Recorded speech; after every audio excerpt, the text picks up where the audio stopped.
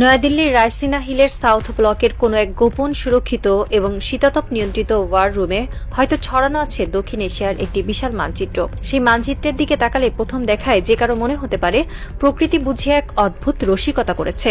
মানচিত্রের ঠিক মাঝখানে তিন দিক থেকে বিশাল এক দানবের মতো ঘিরে আছে ভারত, যার কাছে আছে পারমাণবিক বোমা, লাখ লাখ নিয়মিত সেনা, অত্যাধুনিক সুখোই বা রাফাল ফাইটার জেট আর রাশিয়ার তৈরি ভয়ঙ্কর T-90 ট্যাঙ্ক। আর সেই দানবের ঠিক মুখের সামনে যেন গিলে খাওয়ার অপেক্ষায় পড়ে আছে ছোট্ট একটি ভূখণ্ড, আমাদের বাংলাদেশ। ভারতের নিউজ চ্যানেলের প্রাইম টাইম শোগুলোতে কিংবা দিল্লির কিছু উগ্র রাজনীতিবিদদের টেবিল টকে প্রায় এক ধরনের দাম্ভিক তর্জন গর্জন শোনা যায়। তারা হুঙ্কার ছাড়ে, চাইলে আমরা কয়েক ঘন্টার মধ্যে ঢাকাকে দখল করে নিতে পারি। কিন্তু বাস্তব সত্যটা কি জানেন? গত ৫৫ বছরে ভারত অনেক কিছু করার চেষ্টা করেছে। তারা সীমান্তে কাঁটাতার দিয়েছে, পানি আটকেছে, পৌঁছিনের চেষ্টা করেছে, মিডিয়াতে প্রোপাগান্ডা চালিয়েছে, কিন্তু সরাসরি সামরিক আগ্রাসন চালিয়ে বাংলাদেশ দখল করার দুঃসাহস দেখানোর কথা তারা স্বপ্নেও ভাবতে পারেনি। কেন? একটি পারমাণবিক পরাশক্তি কেন এই ছোট্ট বদ্বীপের সীমানায় এসে বারবার থমকে দাঁড়ায়? কেন তাদের সমস্ত আস্ফালন শুধু টিভির পর্দাতেই সীমাবদ্ধ থাকে? আজ ভূরাজনীতির এবং সামরিক রণকৌশলের এমন কিছু নিরেট, রূঢ় এবং রোমহর্ষক সত্য উন্মোচন করা হবে যা শুনলে আপনার গায়ের লোম খাড়া হয়ে যাবে। এই বিশ্লেষণ আপনার চেনা ভূরাজনৈতিক চিন্তাধারাকে চিরতরে বদলে দেবে। শত্রু বাহিনীকে ধ্বংস করার বা পরাস্ত করার ক্ষমতা কিন্তু এই বদ্বীপের মানুষের আজ বা কালকে তৈরি হয়নি।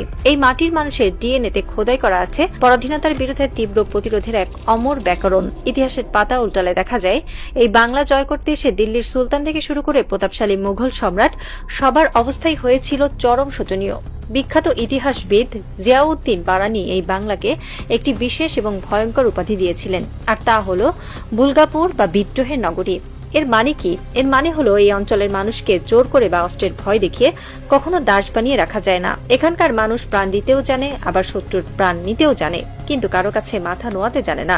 আর একটু পেছনের দিকে যাই। বিশ্বজয়ী আলেকজান্ডার দ্য গ্রেট যখন গোটা পৃথিবী জয় করতে করতে ভারতের দোরগোড়ায় এসে পৌঁছান, তখন এই বাংলার গন্ডারিয়ায় সাম্রাজ্যের ভয়ঙ্কর হস্তি বাহিনী আর অপরাজয় যোদ্ধাদের বীরত্বের গল্প শুনে তার অপ্রতিরোধ গ্রিক বাহিনী ভয়ে কাঁপতে শুরু করেছিল। ফল কি হয়েছিল জানেন? পুরো বিশ্বকে পদানত করা আলেকজান্ডারকে এই বাংলার সীমানা থেকেই পিছু হটতে হয়েছিল। বাংলার এই ঐতিহাসিক এবং ভৌগোলিক সত্যটা আধুনিক যুগে সবচেয়ে ভালো বুঝেছিলেন ভারতের সর্বকালের সেরা সেনাপতি ফিল্ড মার্শাল স্যাম মানেকশ। সময়টা ১৯৭১ সালের এপ্রিল মাস।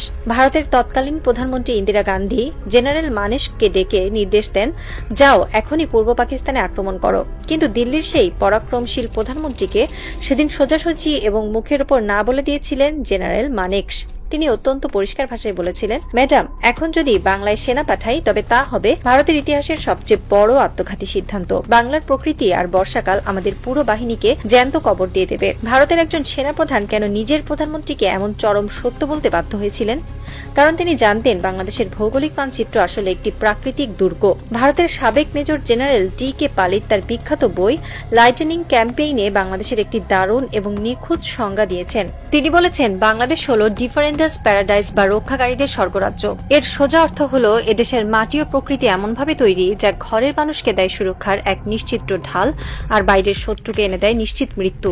একবার চোখ বন্ধ করে ভাবুন তো, ভারত যদি কখনো আধুনিক সমরাস্ত্র নিয়ে বিশাল ট্যাঙ্ক বহর নিয়ে বাংলাদেশের দিকে অগ্রসর হয়, তবে তারা ঠিক কিসের মুখোমুখি হবে? তারা এখানে কোনো সমতল মরুভূমি বা ফাঁকা ময়দান পাবে না যেখানে ট্যাঙ্ক চালিয়ে ধুলো উড়ানো যায়। তারা মুখোমুখি হবে ৪০৫টি নদ নদীর এক বিশাল ভয়ঙ্কর জালের। শুধু রাজধানী ঢাকার চারপাশেই প্রাকৃতিকভাবে ঘিরে রেখেছে তিনটি বড় নদী, আর দেশের পূর্ব এবং দক্ষিণ সীমান্তের দেয়ালের মতো দাঁড়িয়ে আছে টার্সিয়ারি যুগের খাড়া পাহাড় আর গভীর জঙ্গল, যা গেরিলা যুদ্ধের জন্য পৃথিবীর অন্যতম সেরা জায়গা।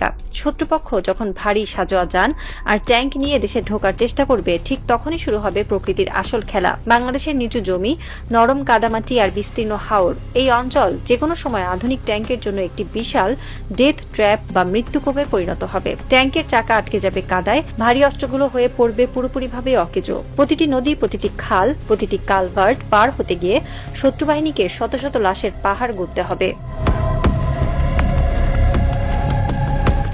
কাগজে কলমে ভারতের বিশাল বাহিনী থাকতে পারে, কিন্তু বাংলাদেশের নিজস্ব সামরিক শক্তিও কোনো অংশে কিন্তু কম নয়।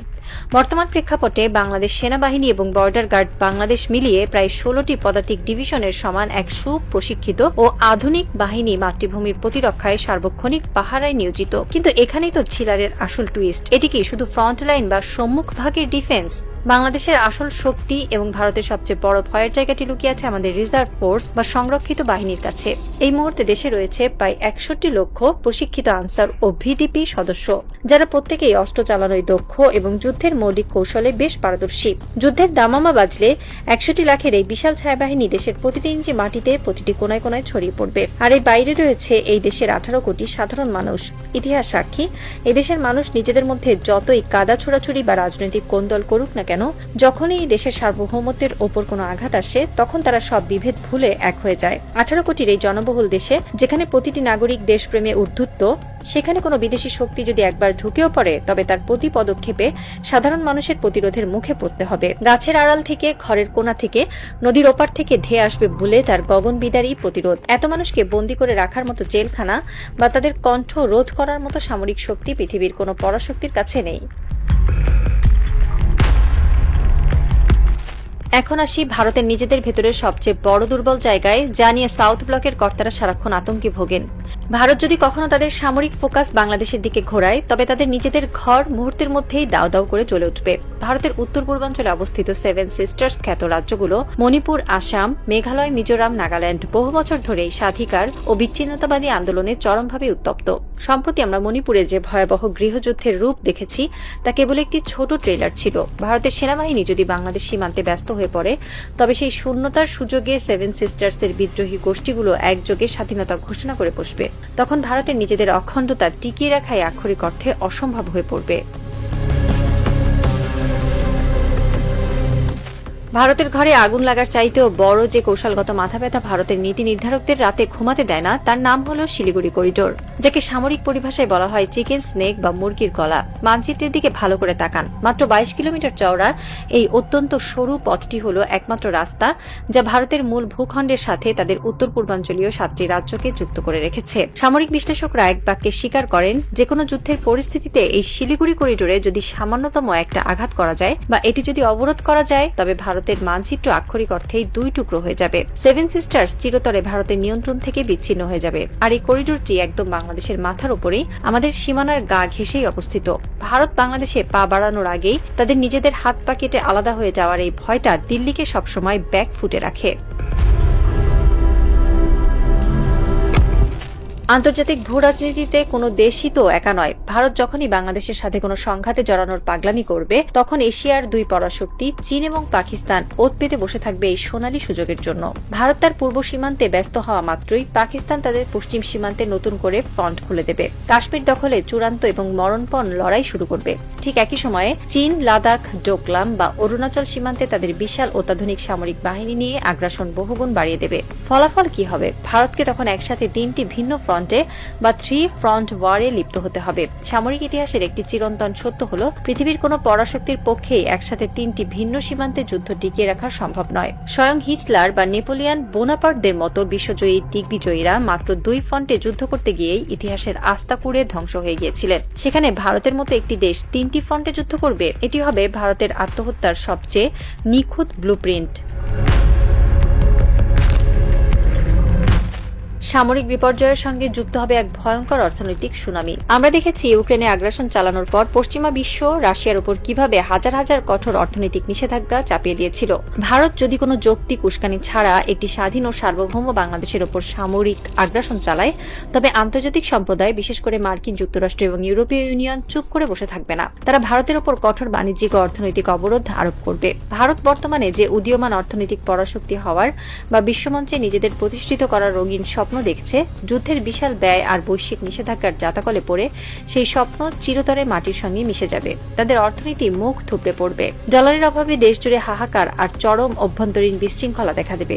ভারতের বিলিয়ন বিলিয়ন ডলারের আইটি সেক্টর এবং বৈদেশিক বিনিয়োগ এক নিমিষে শূন্যের কোটায় নেমে আসবে। সুতরাং দিল্লির ক্ষমতার চেয়ারে কে বসলো কিংবা পশ্চিমবঙ্গের বিধানসভায় কোনো উগ্রপন্থী দল ক্ষমতায় এসে কি ধরনের পাকা বুলি আওড়াতে লাগলো, তাতে বাংলাদেশের আসলে কিছুই যায় আসে না। সীমান্তে পুশিন করার মতো সস্তা সস্তা উস্কানি বা রাজনৈতিক নেতাদের মাঠ গরম করা বক্তব্য কেবলই দূর থেকে করা তর্জন গর্জন মাত্র।